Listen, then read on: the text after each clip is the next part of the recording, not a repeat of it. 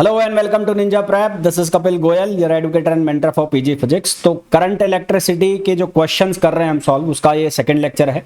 और मैंने आपको कहा था कि बेसिक से एडवांस की तरफ हम चलेंगे। पहले लेक्चर के अंदर हमने बहुत बेसिक से क्वेश्चन किए थे। इस लेक्चर में भी थोड़े बेसिक क्वेश्चन होंगे। धीरे धीरे जैसे नंबर ऑफ लेक्चर्स बढ़ते जाएंगे, क्वेश्चन जो हैं वो थोड़े से मॉडरेट टू टफ की तरफ होने लग जाएंगे। यानी कि आपको हर तरह के क्वेश्चन की जो प्रैक्टिस है वो होनी चाहिए, और जो कि मैं करवाने की कोशिश कर रहा हूं। चाहे वो थ्योरेटिकल टाइप हो, चाहे फिर वो न्यूमेरिकल टाइप क्वेश्चन बनता हो, और चाहे वो कंसेप्ट बेस्ड क्वेश्चन हो। चलिए स्टार्ट करते हैं आज का लेक्चर। पहला जो क्वेश्चन है उसके अंदर हमें पूछा गया है, फर्स्ट क्वेश्चन के अंदर, द रेजिस्टिविटी ऑफ वायर, किसी तार की प्रतिरोधकता। रेजिस्टिविटी को हम लिखते हैं रो से, तो वो लेंथ के साथ बढ़ती है, एरिया के साथ घटती है, या फिर लेंथ के साथ घटती है और एरिया के साथ बढ़ती है, या जो लेंथ और एरिया है उससे अनअफेक्टेड रहती है, हमें ये बताना है। ठीक है, तो हमारे पास जो फॉर्मूला होता है रेजिस्टेंस का, आर बराबर वो होता है रो एल अपॉन ए। ये किसका फॉर्मूला होता है? रेजिस्टेंस का फॉर्मूला होता है। अब रेजिस्टेंस जो है वो डिपेंड कर रहा है किसके ऊपर? एल के ऊपर, ए के ऊपर, रो के ऊपर। पर जो रेजिस्टिविटी है, रेजिस्टिविटी यानी कि जिसको कहते हैं प्रतिरोधकता, ये प्रतिरोधकता डिपेंड करती है कौन सा आप मटेरियल ले रहे हैं, है ना। ये किसके ऊपर डिपेंड करती है? ये डिपेंड्स ऑन मटेरियल। कौन सा मटेरियल आप ले रहे हैं, हर मटेरियल की अलग अलग होती है। तो ये मटेरियल के हिसाब से स्पेसिफाई होती है, लेंथ और एरिया के हिसाब से स्पेसिफाई नहीं होती। यानी कि जो रेजिस्टिविटी है वो इंडिपेंडेंट होती है, या ऐसा कह लो डिपेंड नहीं करती है किसके ऊपर? लेंथ और एरिया के ऊपर। तो rho does not depends on, rho does not depends on length and area. तो हमारे पास जो इसका सही आंसर है वो क्या आ जाएगा? डी आ जाएगा। ठीक है, हो सकता है कई बच्चे ऐसा करने की कोशिश करें कि यहां से रो को किसके बराबर लिखें? R A upon L. और आर ए अपॉन एल लिखोगे तो यहां से आपको ऐसा दिखेगा कि रो जो है वो प्रोपोर्शनल हो गया एरिया के, और रो इनवर्सली प्रोपोर्शनल हो गया एल के। तो एल बढ़ेगा तो रो घटेगा, है ना, और ए बढ़ेगा तो रो बढ़ेगा। तो ऐसा अगर आप करने की कोशिश करोगे तो ये गलत हो जाएगा। इसके हिसाब से आप बिठाने की कोशिश करोगे तो सी आंसर आएगा, जो कि गलत हो जाएगा। ऐसा पाप आपको नहीं करना है। ठीक है साहब, अगला क्वेश्चन देखो। अगला क्वेश्चन है, if resistivity of alloy is rho alloy. किसी अलॉय, अलॉय का मतलब होता है मिश्र धातु, मिश्र धातु की जो रेजिस्टिविटी है यानी कि प्रतिरोधकता है वो रो अलॉय है, और जो उसके संगत धातु है कंस्टिट्यूएंट मेटल, उसकी जो रेजिस्टिविटी है वो रो मेटल है। तो इनमें से कौन सा सही है? तो rho alloy is equals to rho metal, rho alloy less than rho metal, no simple relation, rho alloy greater than rho metal. तो होता क्या है, जो इंप्योरिटी जहां पर ज्यादा होगी, इंप्योरिटी मतलब अशुद्धियां जहां पर ज्यादा होगी उसकी रेजिस्टिविटी हाई होगी। तो इंप्योरिटी कहां पर ज्यादा होती है? वो अलॉय मेटल के अंदर ज्यादा होती है ना। तो इंप्योरिटी अगर ज्यादा होगी, इंप्योरिटी बढ़ाएंगे तो उससे रेजिस्टिविटी क्या होगी? बढ़ेगी। और जो अलॉय है उसमें इंप्योरिटी क्या होती है? ज्यादा होती है। तो alloys have more impurity, alloys have more impurities। तो अलॉय के अंदर इंप्योरिटी क्या होती है? ज्यादा होती है, और इसके अंदर इंप्योरिटी ज्यादा होती है, तो इसकी जो रेजिस्टिविटी है वो क्या होती है? हाई होती है। ठीक है, तो इसकी रेजिस्टिविटी क्या हो जाएगी? हाई हो जाएगी। तो रो अलॉय ग्रेटर देन क्या हो जाएगा? रो मेटल। तो रो अलॉय ग्रेटर देन क्या हो जाएगा? रो मेटल। तो सही आंसर हमारे पास क्या आ जाएगा? डी आ जाएगा। अगला क्वेश्चन देखो, ये बहुत बेसिक सा क्वेश्चन है और इसके ऊपर बहुत बार न्यूमेरिकल फंसते हैं। क्वेश्चन क्या है? If length is doubled and area is half, यदि लेंथ को दो गुना कर दिया जाए और एरिया को हाफ कर दिया जाए तो रेजिस्टेंस क्या होगा? अभी हमने देखा कि जो आर का फॉर्मूला है, आर इक्वल्स टू वो होता है रो एल अपॉन ए। अगर कहा है कि जो लेंथ है उसको दो गुना कर दिया जाए, तो लेंथ को दो गुना करने का मतलब है 2l कर दिया, और एरिया को हाफ कर दिया जाए यानी कि हो गया है a/2। तो यहां से r प्राइम की वैल्यू कितनी बन गई? 4l अपॉन ए। और रो एल अपॉन ए जो है वो किसके बराबर है? r के बराबर है। तो यहां से r प्राइम की वैल्यू कितनी हो गई? 4r। r प्राइम की वैल्यू कितनी हो गई? 4r। तो हमारे पास जो सही आंसर है वो कितना आ जाएगा? 4 गुना, है ना। क्या आंसर आ जाएगा? 4 गुना। अब देखो ये वाला क्वेश्चन देखो, इस क्वेश्चन में बोला एक मेटल की रॉड है जिसकी लेंथ दी हुई है आपको 10 सेंटीमीटर और रेक्टेंगुलर क्रॉस सेक्शन है। तो अगर ये मेटल की रॉड है, मान लो ये मेटल की रॉड है, तो ये मेटल की रॉड हो गई और इसकी जो लेंथ है वो 10 सेंटीमीटर दी है आपको, ये 10 सेंटीमीटर। इसके क्रॉस सेक्शन का मतलब है कि यहां से ऐसे बना दो, तो ये इसका क्रॉस सेक्शन हो गया। तो ये क्रॉस सेक्शन फिलहाल जो दे रखा है वो कितना दे रखा है, 1 सेंटीमीटर इंटू हाफ। ये 1 सेंटीमीटर हो गया और ये हो गया हाफ। ठीक है, ये 1 सेंटीमीटर हो गया और ये हो गया हाफ। तो हमें ये पूछा है इस क्वेश्चन में कि रेजिस्टेंस मैक्सिमम कब होगा, को मैक्सिमम करने के लिए बैटरी को किस तरह से कनेक्ट करें। तो हम ये जानते हैं कि R जो है वो बराबर होता है रो L अपॉन A के। तो R मैक्सिमम कब होगा, जब L मैक्सिमम हो जाए और एरिया क्या हो जाए, मिनिमम। भाई R जो है वो मैक्सिमम कब होगा, जब लेंथ तो मैक्सिमम हो जाए और एरिया क्या हो जाए, मिनिमम। तो हमें अगर रेजिस्टेंस को मैक्सिमम करना है तो लेंथ को मैक्सिमम रखना है और एरिया को मिनिमम रखना है। अब यहाँ तीनों ऑप्शन आपको चेक करने हैं। तो पहला ऑप्शन ए ऑप्शन, पहले ऑप्शन के अंदर जो लेंथ है 1 सेंटीमीटर और हाफ सेंटीमीटर का क्या दिया हुआ है, फेस यानी कि क्रॉस सेक्शन एरिया। तो लेंथ पहले केस में लेंथ कितनी हो गई, 10, और एरिया जो है वो कितना हो जाएगा पहले केस में, हाफ इंटू 1 अपॉन हाफ, और 1 इंटू 1 अपॉन हाफ का मतलब हो गया, ये हो गया 0.5, है ना। ये कितना हो गया, 0.5 हो गया। तो 0.5 ये हो गया सेंटीमीटर स्क्वायर में। तो यहां से R बराबर रो L अपॉन A। तो ये R A लिख देता हूं मैं इसको। तो रो L की वैल्यू कितनी हो गई है, L की वैल्यू हो गई 10, और ये जो वैल्यू है एरिया की ये होगी 0.5। तो इसको पॉइंट ऊपर चला जाएगा तो ये आ जाएगा 20 रो। तो पहले केस में जो रेजिस्टेंस है वो कितना आ गया, 20 रो। रो सबके लिए फिक्स रहेगा क्योंकि मेटल एक ही है। दूसरे केस में बी केस में जो लेंथ जो क्रॉस सेक्शन है वो बदल गया। तो 10 1 हो गया, इसका मतलब जो लेंथ हो गई वो कितनी हो गई, हाफ सेंटीमीटर हो गई। लेंथ हाफ सेंटीमीटर का मतलब है 0.5 सेंटीमीटर हो गई। और एरिया जो है वो कितना हो गया, 10 इंटू 1। तो ये हो गया 10 सेंटीमीटर स्क्वायर।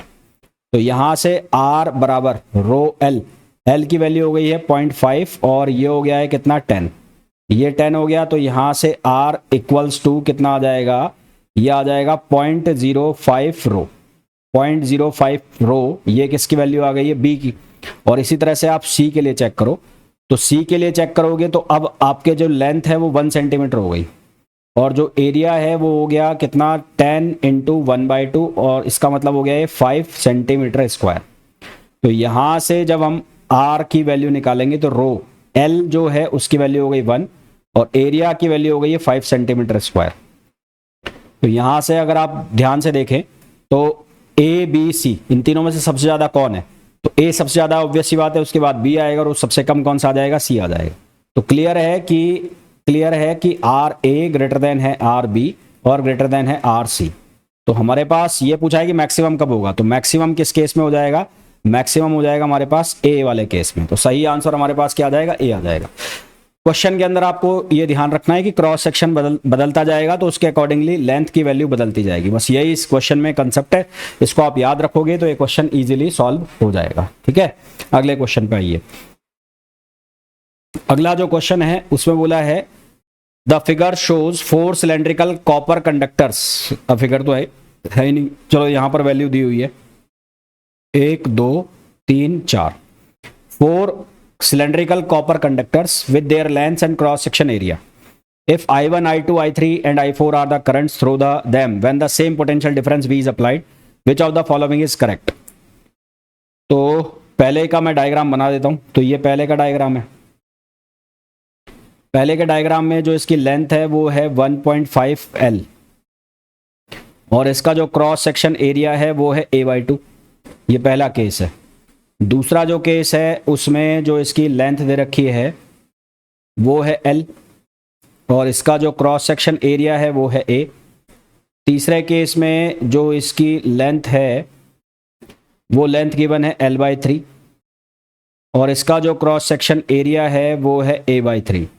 और चौथे केस में जो इसकी लेंथ गिवन है वो गिवन है L/2 और एरिया जो गिवन है वो है A/2।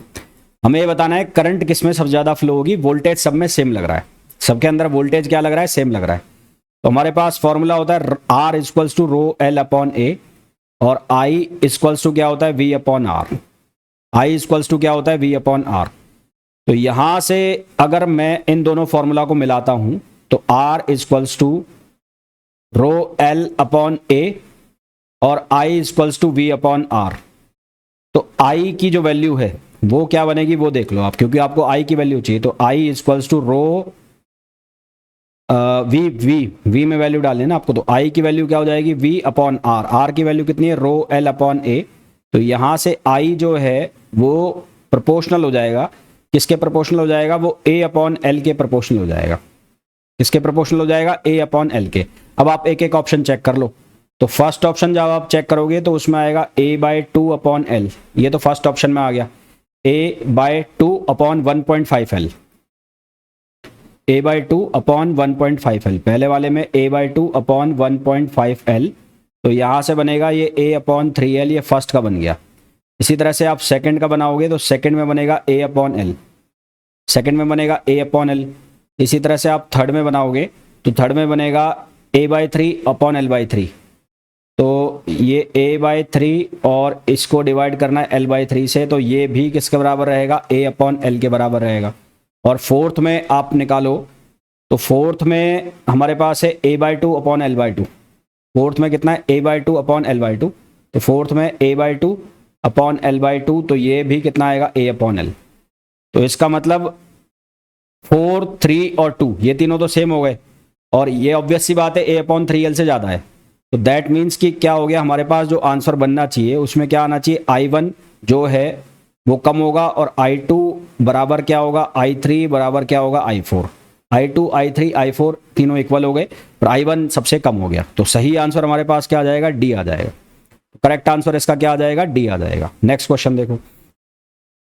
नेक्स्ट क्वेश्चन है, a wire of resistance 4 omega, 4 omega resistance का वायर है, उसको खींचा जाता है, स्ट्रेच किया जाता है, उसकी जो इनिशियल लेंथ है उसका 2 गुना।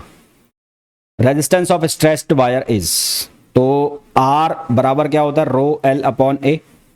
आर बराबर क्या होता है, रो एल अपॉन ए। तो अगर हमारे पास ये कोई वायर है, ये कोई वायर है, इसकी जो लेंथ है वो है एल, और इसका जो एरिया है वो कितना है, ए।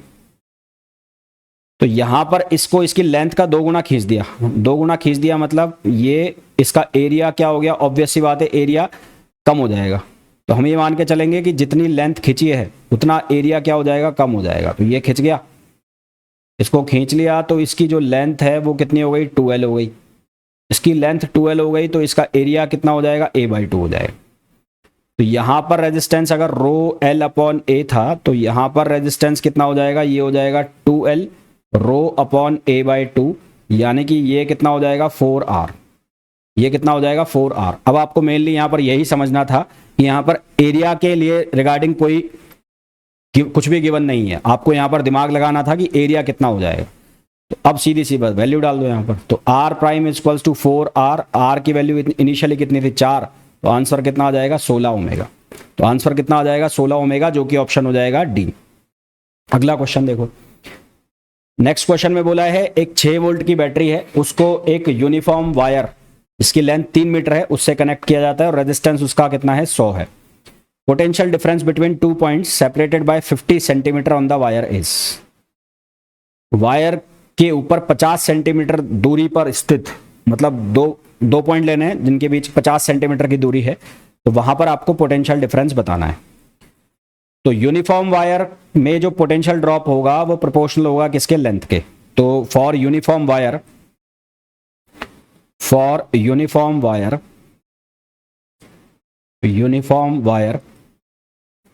पोटेंशियल ड्रॉप प्रोपोर्शनल होगा किसके, लेंथ ऑफ वायर के।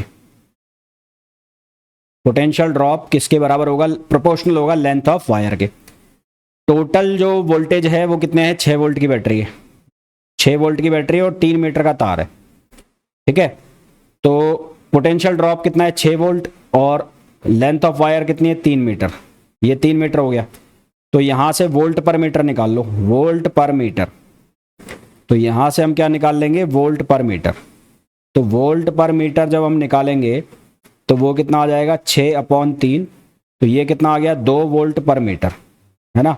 ये कितना आ गया, 2 वोल्ट पर मीटर, यानी कि 1 मीटर में जो पोटेंशियल ड्रॉप है वो कितना हो रहा है, 2 वोल्ट का हो रहा है। आपको किस में निकालना है, आपको निकालना है 50 सेंटीमीटर। 50 सेंटीमीटर का मतलब हो गया कि 50/100। 50 सेंटीमीटर जो है उसको आप मीटर में कन्वर्ट कर लो, तो 50/100 ये गया, तो यहां से कितना आ गया, 0.5। तो 0.5 मीटर। तो पोटेंशियल ड्रॉप आपको निकालना है 0.5 मीटर में। तो potential drop in 0.5 metre, 0.5 metre में आपको पोटेंशियल ड्रॉप निकालना है। तो ये कितना हो जाएगा, 0.5 मीटर को आपको मल्टीप्लाई करना है वोल्ट पर मीटर से, तो आपको इसको मल्टीप्लाई करना है 2 से। तो 0.5 को 2 से मल्टीप्लाई किया तो ये कितना आ गया, 1 वोल्ट। तो आंसर क्या आ जाएगा, 1 वोल्ट, जो कि ऑप्शन हो जाएगा सी। तो करेक्ट आंसर क्या आ जाएगा, सी आ जाएगा। अगला क्वेश्चन देखो।